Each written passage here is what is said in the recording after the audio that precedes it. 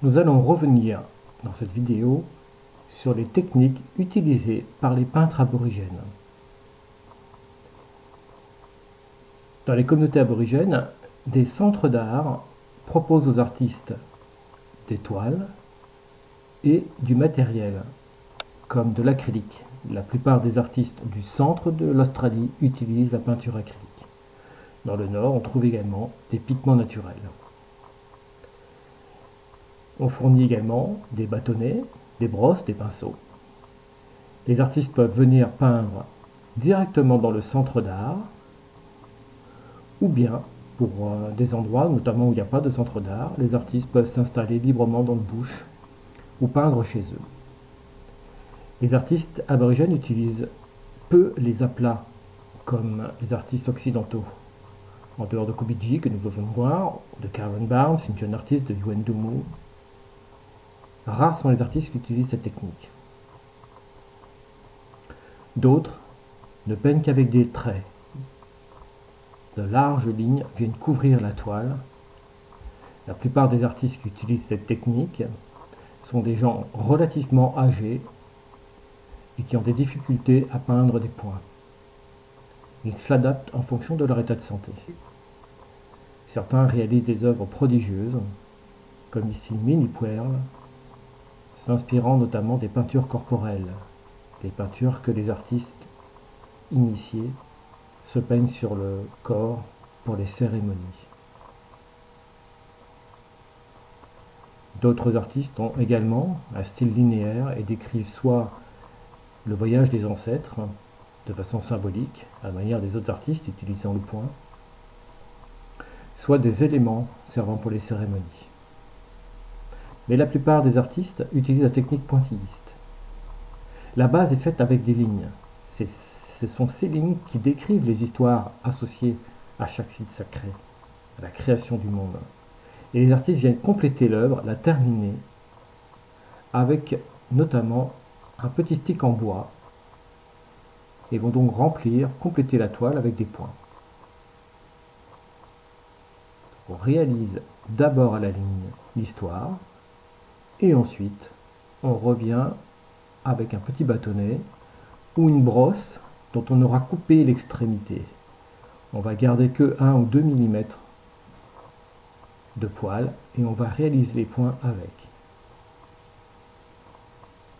C'est la technique partagée par la plupart des artistes aborigènes.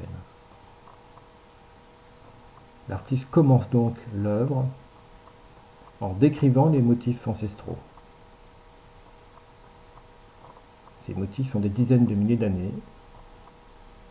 Ils décrivent l'histoire d'une région, comment les éléments naturels de cette région ont été créés par les ancêtres au temps du rêve.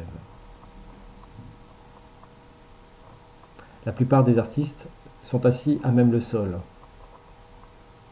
même si parfois, et de ça de plus en plus, les artistes peignent sur une table, pour poser leurs œuvres sur une table. Les artistes sont assez habitués à s'asseoir par terre, même les gens très très âgés n'ont aucun souci à le faire. Certaines œuvres sont déjà tendues sur châssis. C'est plus facile, le bord va être bien régulier. D'autres artistes utilisent des toiles à même le sol qui n'ont jamais été tendues sur châssis. On voit ici Michael Nelson. Les artistes peuvent aussi combiner plusieurs autres techniques, des jetés de peinture, des petites hachures. Certains vont réaliser des œuvres uniquement faites de points. C'est le cas notamment des femmes du campement de Camel Camp à Utopia. Ces points peuvent être plus ou moins gros. Parfois ils sont extrêmement fins. Et c'est parce qu'ils sont réalisés par différents instruments. Ici, Wenja utilise des pics à brochettes. Mais on peut également utiliser ce qu'on appelle la bottle. Une petite réserve de peinture, ce qui évite de prendre à chaque fois de la matière.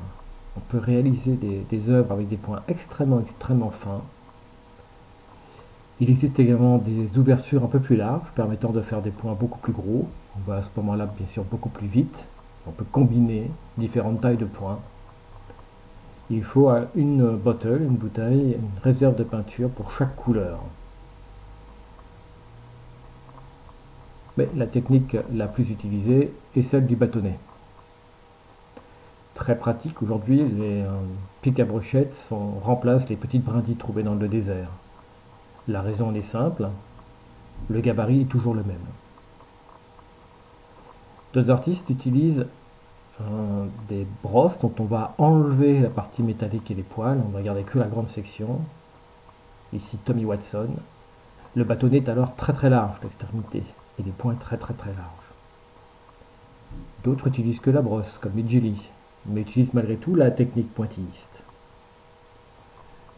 Certains artistes vont même peindre des aplats à l'aide du pic à brochette, chose qui va demander un temps extrêmement long. Ici Gracie Ward. D'autres artistes n'utiliseront jamais la brosse. C'est le cas de beaucoup d'artistes des Apiwai, les terres situées entre les différents États, le territoire du Nord, l'Australie méridionale et l'Australie occidentale. Beaucoup plus difficile, il faut réaliser l'œuvre qu'avec des points. Ce qui laisse, quand on voit les motifs, c'est le fond de la toile qui est laissé apparent. Il faut une plus grande maîtrise conceptuelle de l'œuvre.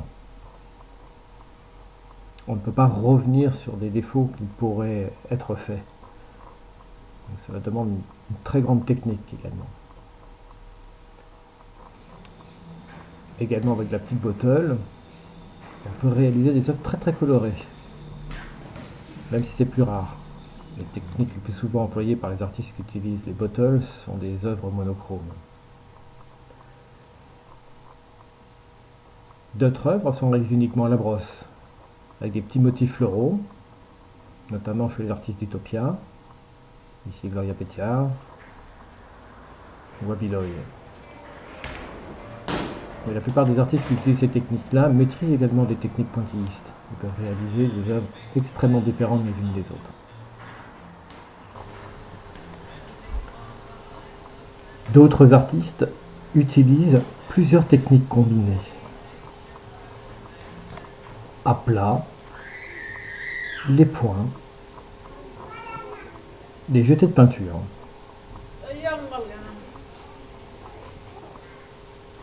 On peut aussi réaliser des œuvres relativement figuratives. C'est le cas des artistes d'Utopia. Surtout de peinture sur écorce. Dans le nord de l'Australie, la terre d'Arnhem, les artistes vont confectionner eux-mêmes des instruments, leur permettant de faire des lignes extrêmement fines, voire des instruments permettant de faire plusieurs points en même temps. Chaque artiste aborigène adapte sa propre technique.